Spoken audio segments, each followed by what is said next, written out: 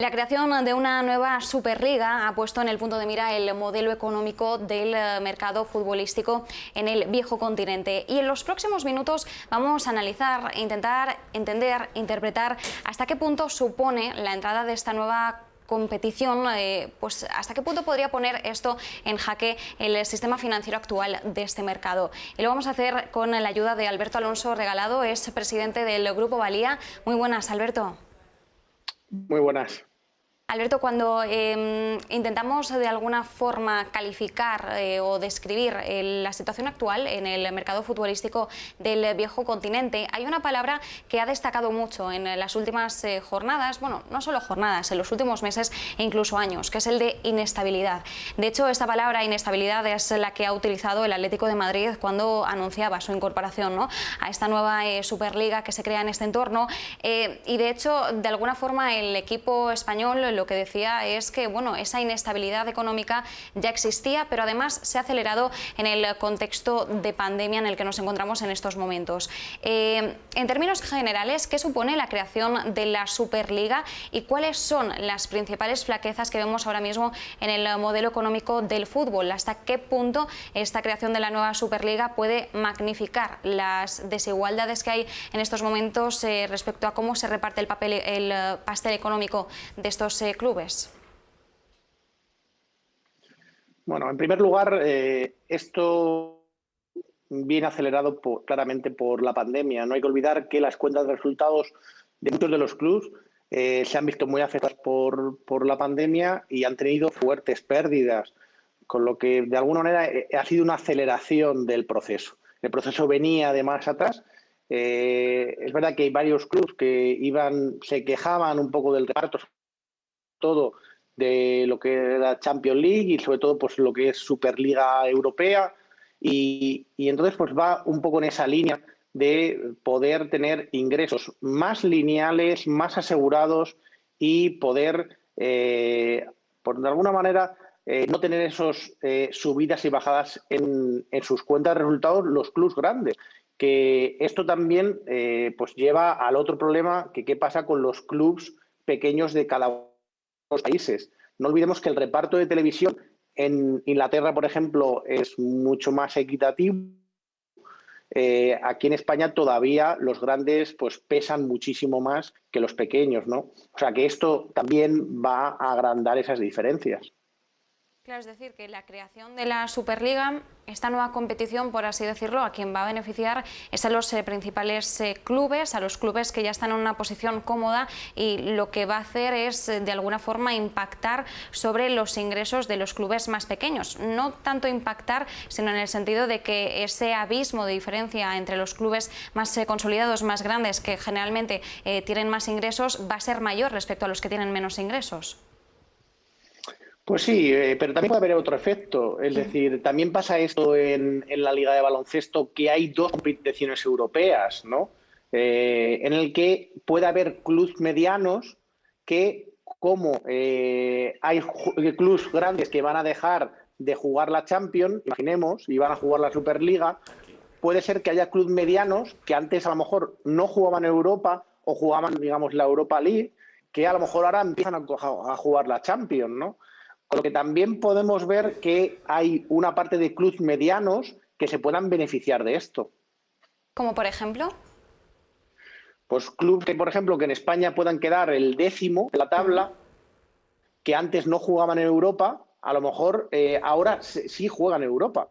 Porque hay clubes, digamos, que va a haber más plazas en lo que es ligas europeas. Si se crea la Superliga Europea, lo que provoca es que estos clubes que no juegan en la Champions van a dejar plazas libres en lo que es la Champions y la Europa League. Está claro que los ingresos no van a ser los mismos, ¿no? Pero también está claro que había clubes que antes a lo mejor no jugaban en Europa y que un club que en España quede el 10º, a lo mejor ahora sí va a tener plaza europea hacia futuro. La UEFA y la FIFA, desde luego, se han mostrado contrarias a esta creación de la Superliga, y de hecho incluso la UEFA ha amenazado con implantar sanciones. ¿Cómo interpretamos su posición y sobre todo la UEFA podría realmente llevar a cabo esas sanciones a estos clubes que han creado la nueva Superliga? Hombre, puede haber sanciones, pero al final pierden todos. Al final hacen una guerra de esta situación, lo que van a provocar que van a perder unos y otros. Cuando pasan este tipo de cosas, lo normal es que se intente hacer un cierto acuerdo para no destruir valor y que puedan llegar pues bueno, pues a una reflexión de un acuerdo que tenga sentido. Pero, hombre, pues es evidente que todo esto no es, digamos, un juego de suma cero, es decir, que si se queda la Superliga, la Champions, pues digamos, cae de una forma dramática, pero es verdad que lo que es el formato que ahora entendemos de lo que es la competición europea, pues va a tener un atractivo menor. Y eso, pues lo normal es que las instituciones que hay detrás de lo que es ahora la Liga Europea, pues está claro que intenten presionar para que esto no pase así. Pero nosotros entendemos que, pues que van a tener que negociar. Y, por ejemplo, Alberto, este tipo de modelo quizás que se empieza a abrir con la creación de la nueva Superliga, ¿nos acercaría más a un modelo algo más cerrado, como es el caso que maneja Estados Unidos? Hombre, sí es verdad que un modelo más cerrado siempre da una mayor estabilidad, ¿no? Y es verdad también que en el afán de esa estabilidad, los últimos años se crearon ciertos fondos para equipos que subían o bajaban de categoría, ¿no? Pero entendemos que dentro de todo esto es evidente que el fútbol necesita tener una capacidad de inversión hacia futuro por los estadios nuevos que se están haciendo, por las inversiones que se están haciendo y porque el fútbol pues necesita tener visibilidad de largo plazo para poder hacer fichajes de largo, ¿no? Y comprendemos que es el deporte rey que hay en el mundo. Los contenidos deportivos, la gran parte de los ingresos vienen, digamos, por la parte del fútbol, sobre todo en Europa y en Latinoamérica, y comprendemos que eso, pues los clubes tienen que intentar aprovecharlo, ¿no? Alberto, por cerrar un poco este análisis, ¿cómo valorarías en términos generales esta medida, por llamarla de alguna forma, esta puesta en marcha por parte de los clubes? ¿Qué crees que puede suponer en el medio o largo plazo para el modelo económico del fútbol? Hombre, pues a lo mejor pues una independencia mayor de ciertos clubes.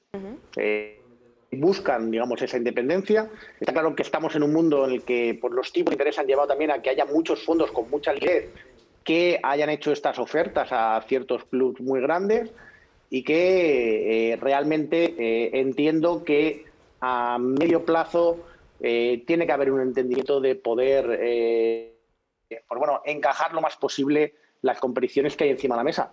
Pero algún perjudicado va a haber y también es verdad que va a haber muchos beneficiados. La pregunta es si va a haber más beneficiados que perjudicados, ¿no?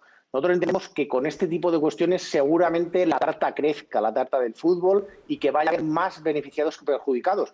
Pero está claro que los perjudicados pues van a intentar pues luchar para que se haga, pero va a ser difícil, que no va adelante y va a ser complicado, menos que haya una negociación mucho más abierta de lo que hay ahora. Bueno, pues veremos cómo evoluciona, ¿no?, esta tarta económica, ese reparto, y si realmente en ese medio o largo plazo vemos cómo más jugadores se suman y también pues bueno, obtienen su parte, ¿no?, en esos beneficios. Alberto Alonso Regalado, presidente del Grupo Valía, muchísimas gracias por habernos acercado al análisis de una de las principales noticias de la semana en el mercado futbolístico. Pues cerramos este análisis de la mano de Alberto Alonso Regalado, el presidente del Grupo Valía. Muchas gracias.